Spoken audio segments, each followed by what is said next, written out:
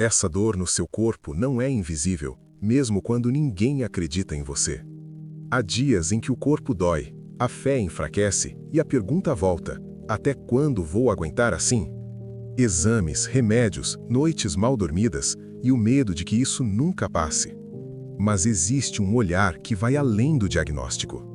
Deus vê a dor que você sente e o cansaço que ela traz para a alma. Jesus tocava corpos feridos porque ele se importa com cada parte de você. O mesmo Cristo que curou ontem continua presente hoje. Onde a medicina alcança limites, a graça ainda age.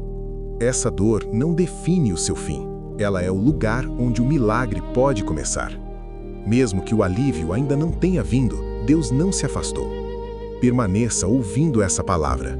A cura, a força e a paz de Deus ainda vão visitar o seu corpo e sua vida.